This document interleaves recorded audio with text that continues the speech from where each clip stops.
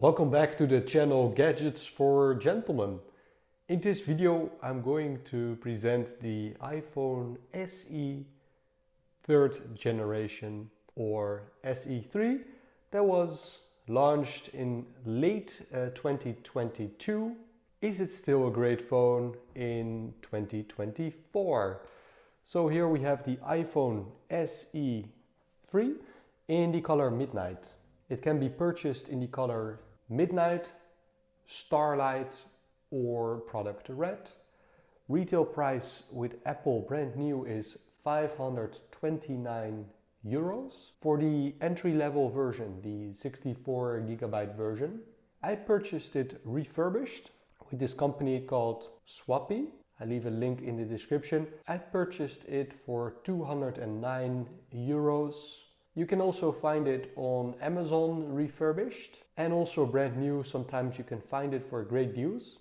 I argue that the iPhone SE 3rd generation is the cheapest, no-nonsense, value for money iPhone that you can get right now. So in this video, I'm just going to give you some of my observations handling both the iPhone SE 3 and the brand new iPhone 16 Pro.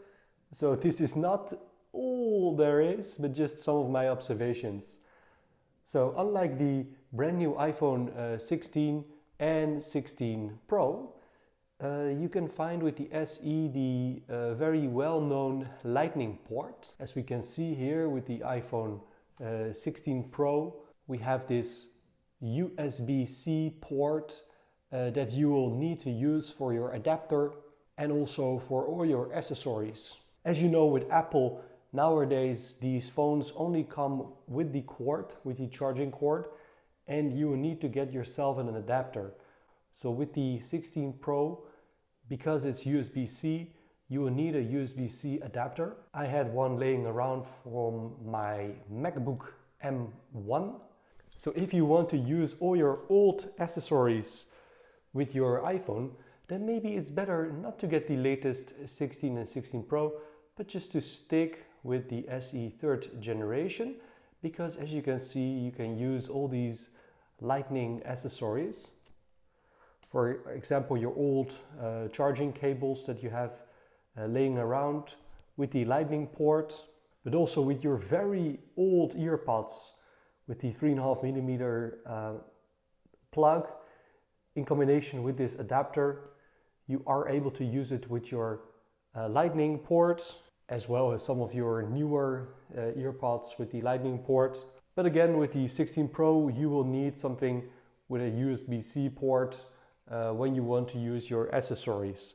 So maybe that's just one observation in terms of your cables. If you get the 16 or 16 Pro, you will need to also upgrade your cables to USB-C cables, including your headphones, or go wireless with, for example, your AirPods. This phone is currently updated to the very latest version of iOS. So as you can see with this iPhone, you can upgrade it to the latest operating system, OS 18, and you can still receive all of the updates. I don't know how many more years Apple will support this particular model, but for now, you can be guaranteed to get all the latest updates with this affordable phone. I think one advantage for this phone compared to the 16 and the 16 Pro has to be the portable size.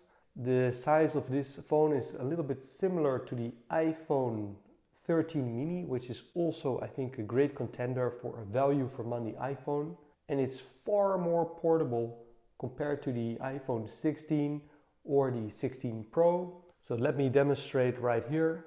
As you can see right here, there's a big difference in terms of holding the phone, in terms of that size. As you can see right here, big difference in terms of carrying the phone. Also in terms of thickness, we can see with the 16 Pro, it's much thicker compared to the SE 3rd generation. And also in terms of the weight, big difference. iPhone 16 Pro, 199 grams. iPhone SE 3rd generation, only 144 grams. So this is worth paying attention to if you want to carry something super lightweight and small and thin in your pocket. SE 3rd Gen is a better option. Another key difference is the iPhone SE 3rd Gen has the home button with Touch ID instead of the newer iPhones that have the Face ID scanner that we can see right here, the Face ID scanner, and no home button, no Touch ID. For some people, the Touch ID is just more preferred instead of the face identification. In the SE 3rd Gen, we can see the A15 processor, which is the same chip that we can see with the iPhone 14. So to this day, you still get a very powerful chip that is not shy. It's a very good chip.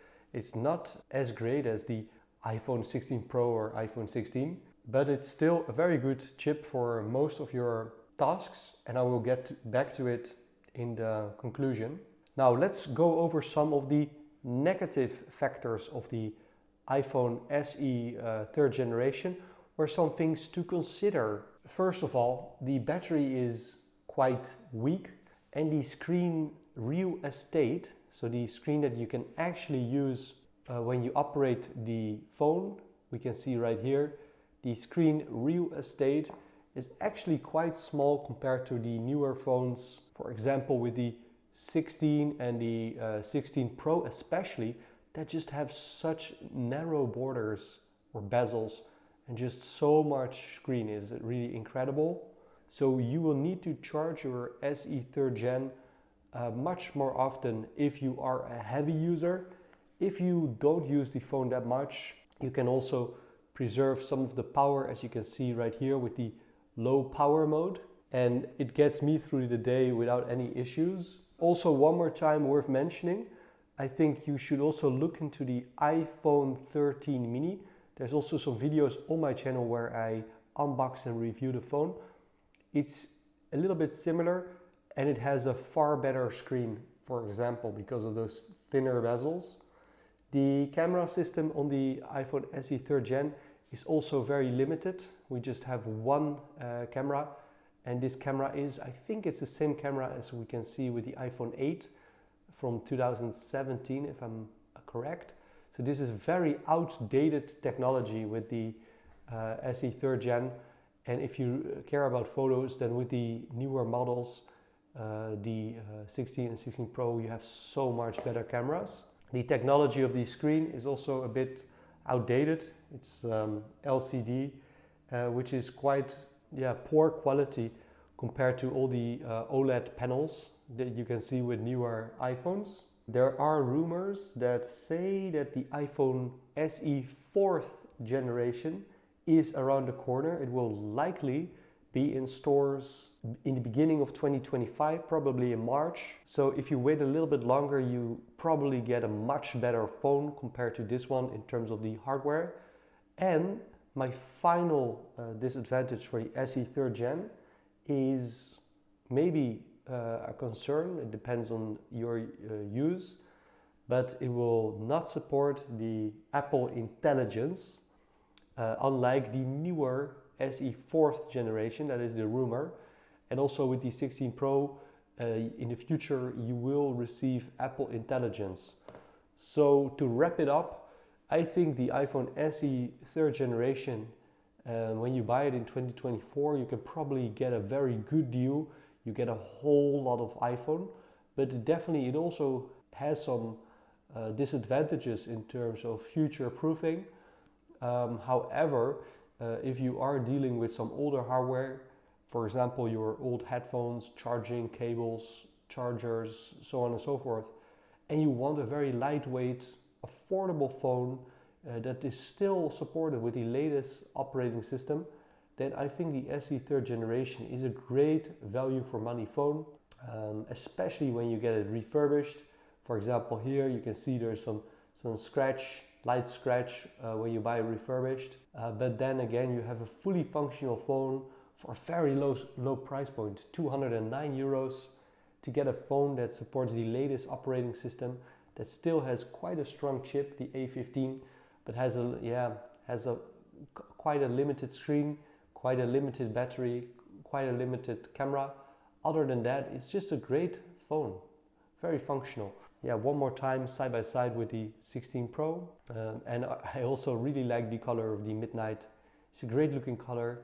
Here on the right we have the black titanium. So I hope this was a helpful video.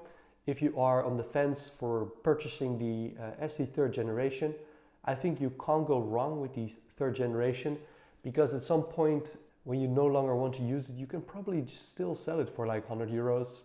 And if you buy it for 200 euros, yeah, I think that's very acceptable. However, I think you should also look into the iPhone 13 mini, because you get a lot more phone compared to SE 3rd generation. And also maybe you need to wait for the launch of the SE 4th generation, because you probably get a better chip, a better screen, maybe USB-C port, maybe Face ID.